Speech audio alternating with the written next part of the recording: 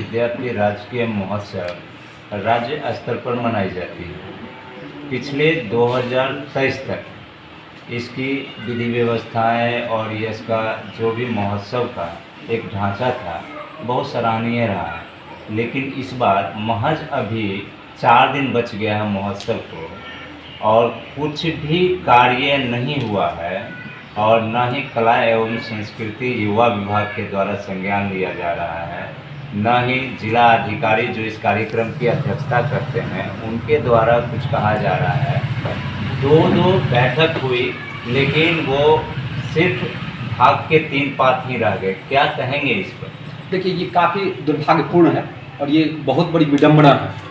सबसे बड़ी बात है कि विद्यापति महोत्सव हो रहा है और उसमें विद्यापति के लोगों को, जो मंदिर प्रबंधन समिति है और जो स्थानीय सामाजिक कार्यकर्ता है, उसको शामिल नहीं किया गया है। तो ये तो एकाकी हो गया। अब आप एसी बंद कमरे में बैठकर आप वहाँ से आप डिसीजन लेकर विद्यापति में कोई महोत्सव कराना चाहेंगे या कहीं भी, वो सफल नहीं हो पाएगा। और मैं हमेशा ये बात कहता हूँ कि मिथिला का हमेशा शोषण हुआ है, मगध क्षेत्र के द्वारा मिथिला का शोषण हुआ है। पटना में बैठकर आप विद्यापति जैसे सुदूर ग्रामीण इलाके के बारे में योजना बना लेते हैं और उसकी क्रियान्वयन करने के लिए एक जिला स्तरीय पदाधिकारी को नामित कर देते हैं, जिनको कुछ मालूम नहीं है कि विद्यापति उत्तर दिशा में है या दक्षिण दिशा में है, विद्यापति कौन थे, विद्यापति का क्या महत्व है। तो कैसे होगा?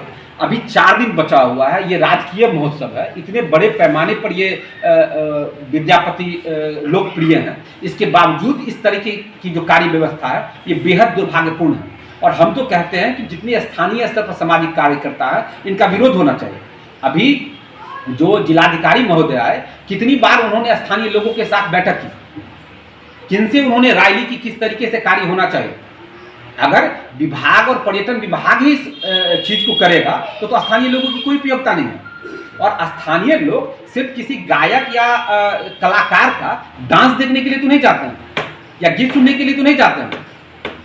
तो नहीं जाते हैं तो जो आपने कहा कि पिछली बार से जो परंपरा बनी हुई थी, कम से कम उस महान परंपरा को बना के रखना चाहिए। और विद्यापति कोई साधारण व्यक्तित्व नहीं थे, भारतीय नवजागरण के अग्रदूत थे विद्यापति। विद्यापति की आप रचना को देख लें, विद्यापति को सिर्फ एक भक्त कवि मानकर खारिज नहीं किया जा सकता है। विद्यापति सामाजिक आंदोलन के सबसे बड़े पुरोधा थे। उतने बड़े पुरोधा शायद ही कोई होंगे।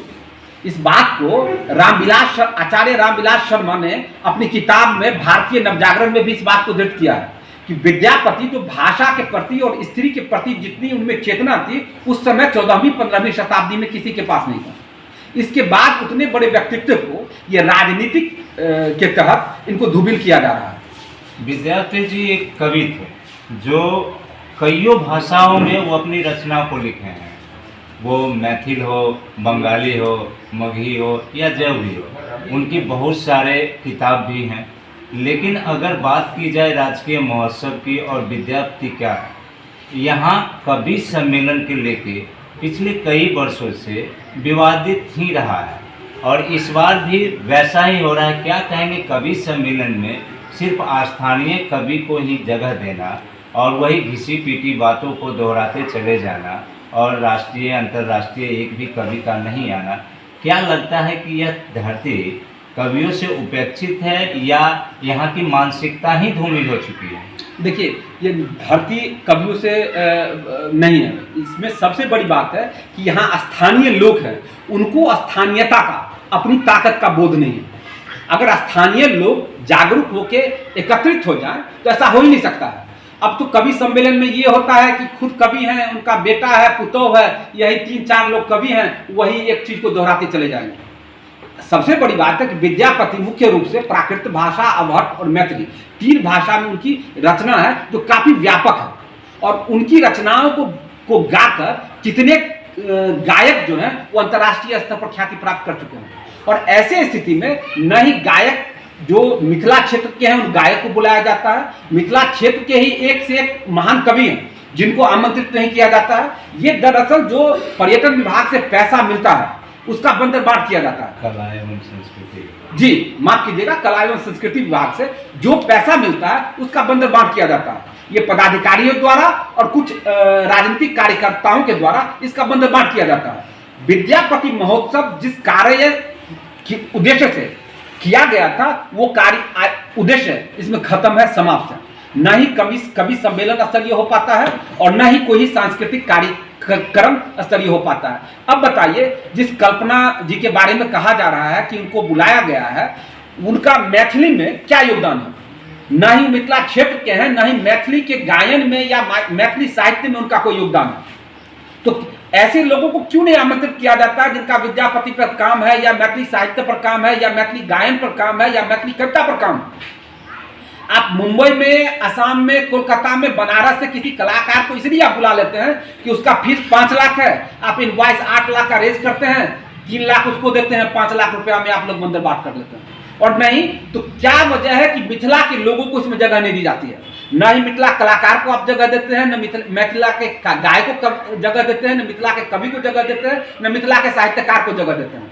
और सबसे दुर्भाग्य की बात है कि ये स्थानीय लोगों को देखना होगा, विद्यापति क्षेत्र के लोगों को देखना होगा और इसका पुरजोर विरोध करना चाहिए। हम लोग तो उस दिन का इंतजार कर रहे हैं जब आयोजन के जो प्रतिनिधि मंडल है वो आए, या एडीएम महोदय आए और डीएम महोदय आए। हम लोग तो इस बात का पुरजोर विरोध करेंगे। हम तो इस बात के लिए आंदोलनरत होंगे कि भाई आप क्यों ऐसा कर रहे हैं? एक महान कवि को, एक महान जो राजकीय महोत्सव की परंपरा है, उसको आप क्यों समाप्त कर रहे हैं?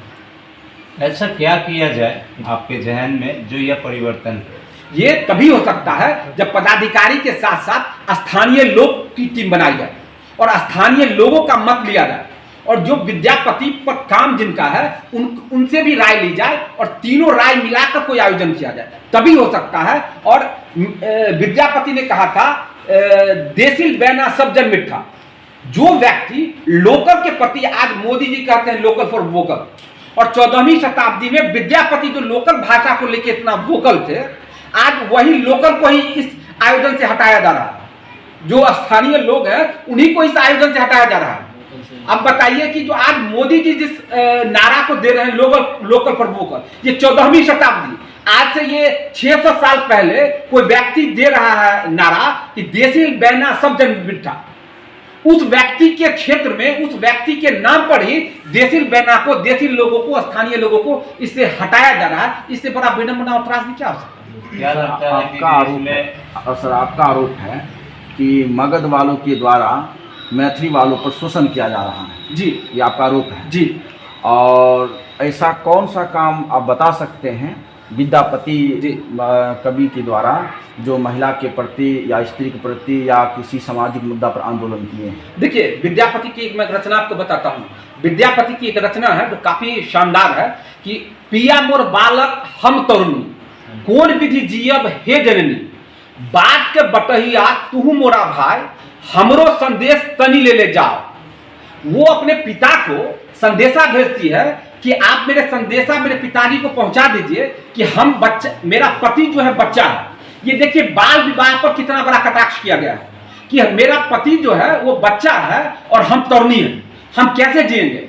तो मेरे पिता को आप संदेश दीजिए कि वो एक गाय को भेज दें, कामधेनु गाय को, जिसका दूध पिला के हम अपने पति को बड़ा कर देंगे, हम पति को युवा बना देंगे। अब बताइए कि उस समय विद्यापति में ये चेतना थी, स्त्री आंदोलन को लेकर चेतना थी, जो स्त्री आंदोलन को लेकर आज बातचीत की जाती है।